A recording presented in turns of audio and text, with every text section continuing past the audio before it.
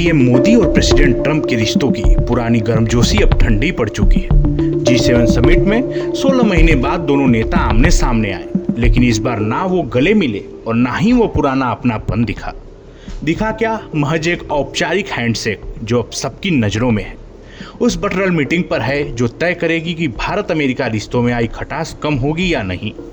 एक media report के मुताबिक फ्रांस में G7 समिट के दौरान प्रधानमंत्री नरेंद्र मोदी और अमेरिकी राष्ट्रपति ट्रंप की मुलाकात हुई।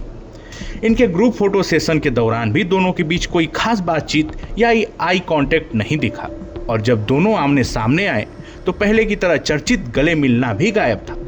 यानी बॉडी लैंग्वेज ने ही कई सवाल खड़े कर दिए।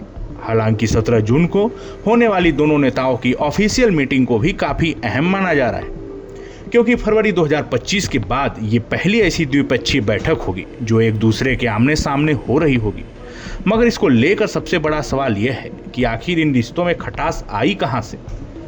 पिछले 1.5 साल में कई ऐसे इंसिडेंट्स हुए जिन्होंने दोनों देशों के संबंधों पर काफी असर डाला। ट्रंप ने भारत पर भारी टैरिफ भी लगाए, वहीं रूस से तेल खरीदने को लेकर भारत की आलोचना भी की। यही नहीं, भारत को डेड इकोनॉमिक तक कह डाला। उन्होंने एक पोस्ट शेयर की जिसमें दिल्ली को हेल होल बताया, यानी कि नरक द्वार या नरक का क्षेत्र। इमिग्रेशन पॉलिसीज का असर भारतीय स्टूडेंट्स और प्रोफेशनल्स पर भी पड़ा, जो डोनाल्ड ट्रंप ने बदले दी इमिग्रेशन पॉलिसीज अपनी और फिर अमेरिका ईरान तनाव के दौरान गल्फ ऑफ ओमान में 3 भारतीय नाविकों की मौत ने भी रिश्तों पर असर डाला।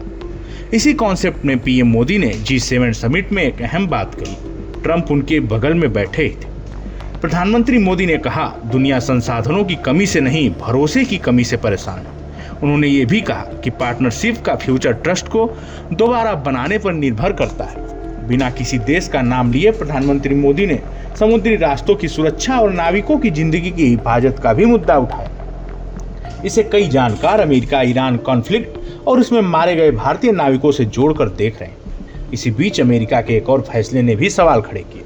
अमेरिका ने अपने सबसे बड़े सैन्य कमांड के नाम से इंडो शब्द हटा दिया है, और जिस मैप का इस्तेमाल किया गया उसमें POK को पाकिस्तान का हिस्सा दिखाया गया, जबकि ट्रंप के पहले कार्यकाल में इसी कमांड का नाम बदलकर इंडो पैसिफिक कमांड किया गया था।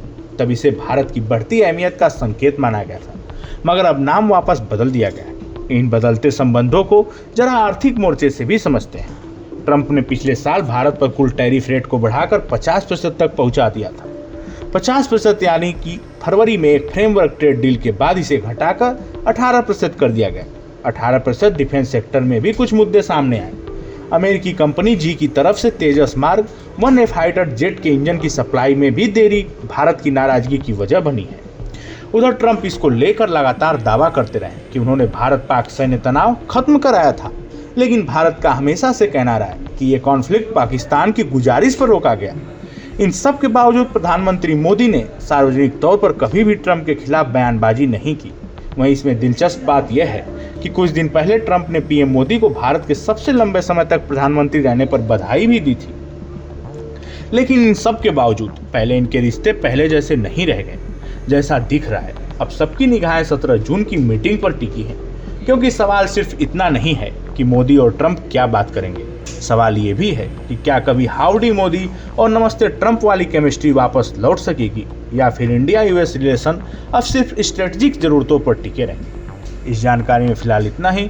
ऐसे ही तमाम खबरों के लिए देखते रहिए भारत एक्सप्रेस।